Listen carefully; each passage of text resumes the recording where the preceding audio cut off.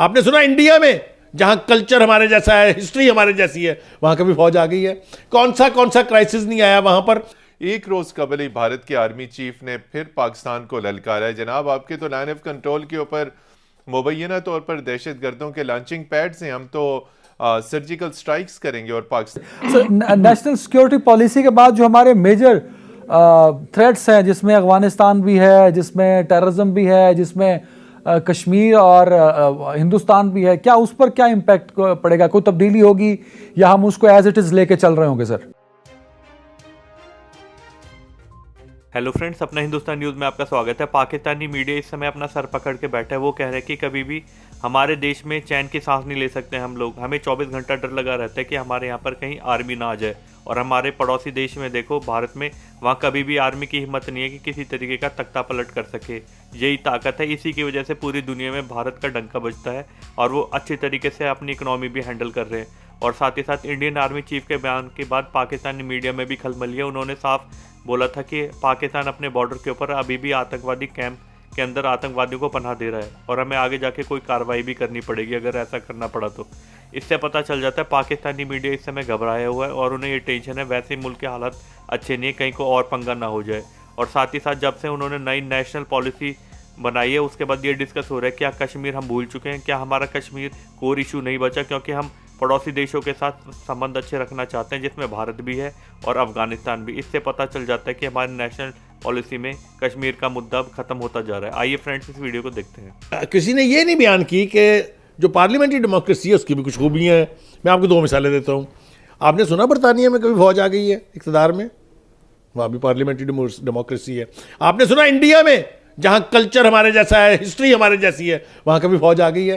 کون سا کرائسس نہیں آیا وہاں پر؟ وجود کبھی سنا آپ نے کہ وہاں ملٹری سسٹم آ گیا ہے؟ آپ بتا دیں فوج کو لاتا کون ہے بھائی میرے فوج بات کے دروازے کون کھٹکھٹاتا ہے؟ ڈیبیٹ کی اور چلی جائے گی. کچھ ایسی فورسز ہوتی ہیں جن کے دروازے کسی کو کھولنے کی ضرورت نہیں ہوتی. We are not discussing the role of the army. We are discussing I am just giving you parallel examples. ٹھیک ہے, but we are discussing there is a demand in the market کہ صدارتی نظام لاؤ, ترقی پاؤ. I haven't yet finished. Okay, no, please let him finish. دیکھیں, دوسری بات یہ ہے کہ پریزیڈنشل سسٹم لانے کی خواہش کا اظہار کیوں ہو رہا ہے, اس پر کسی نے بات ہی نہیں کی. چلے میں تو مرتا مر جاؤں گا لیکن میں اس کی حمایت نہیں کر سکتا. نہیں دیکھیں بخاری صاحب, آپ اللہ ہمارے ساتھ رکھے گا.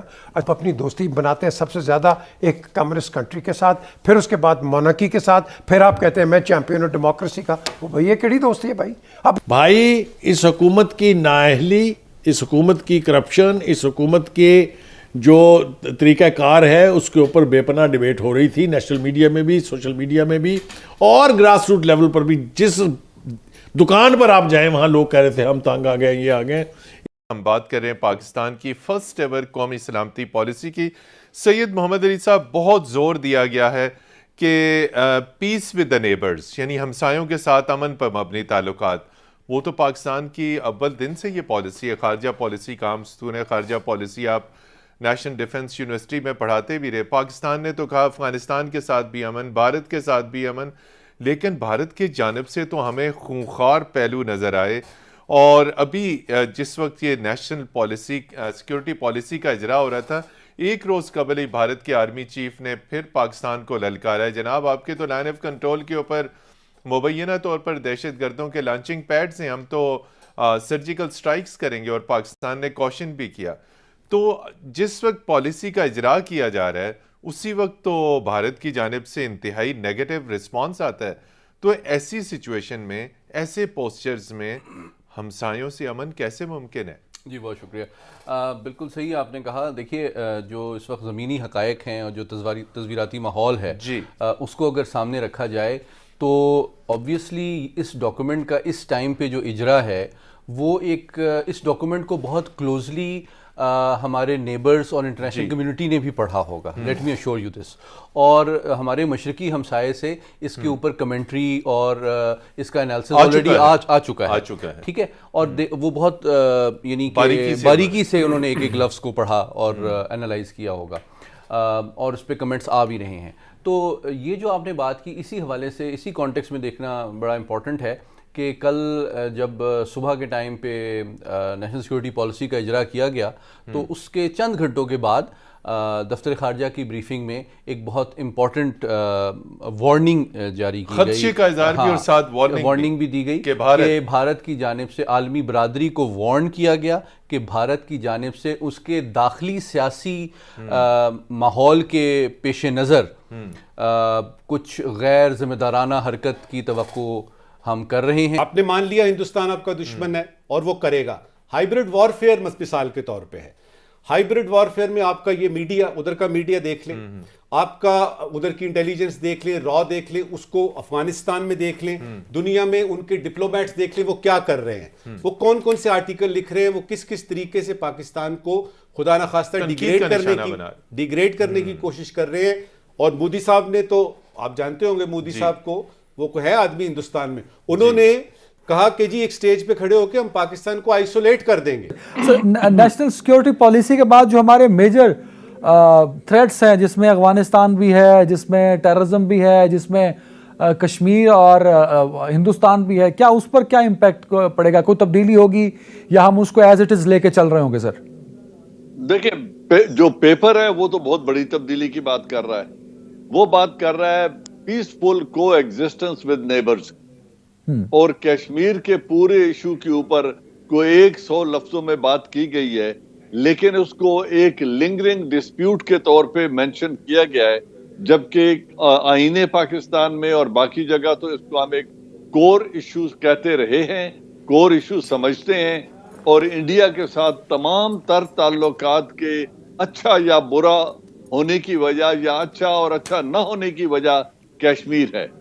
تو آج جبکہ ایک طرف پیپر بات کرتا ہے ہندوتوا کی، ایک طرف جو جو ایک پریڈومیننٹ ہندو پالیسی کے جو رویے ہیں ان کی بات کرتا ہے، تو اگر وہ اتنے ہندوتوا کے فین ہیں تو پھر تو نیبرنگ کنٹریز کو اور ان کے ملک کے اندر رہنے والی مائنورٹیز کو خطرہ ہے، تو پھر کیا یہ ضمانت ہے کہ کل ایک اور پلوامہ نہیں ہوگا اور وہ ہم پر پھر چڑھ نہیں دوڑیں گے؟ تو ہم کیسے کہہ سکتے ہیں کہ جی ہندوستان کے ساتھ all is well and we want very peaceful relations، ہم ان کے ساتھ ٹریڈ کرنا چاہتے ہیں۔ ٹریڈ کر کے کیا آپ کشمیر کے جو موجودہ صورتحال ہے اس کو اس پس منظر میں دیکھتا ہوں کہ آج تک پرائم منسٹر آف پاکستان نے جس فورم پر بات کی، یونائٹڈ نیشن میں بات کی یا ملک کے اندر بات کی یا پارلیمنٹ کے اندر بات کی یا جلسوں میں بات کی، تو انہوں نے کہا ہندوستان سے بات صرف اس وقت ہوگی جب وہ 19 اگست کے اقدام کو واپس لیں گے۔ جی سر، وہ جو کشمیر کے اندر ہونے والا ظلم ہے اس کو بند کریں گے۔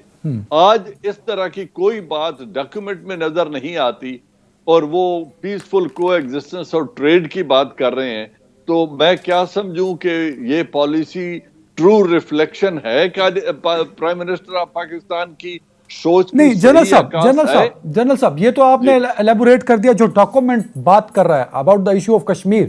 You are a security expert, آپ نے زندگی گزاری ہے فوج کے اندر اور آپ کو ٹائم بھی ملا ان ساری چیزوں کو قریب سے دیکھنے کا۔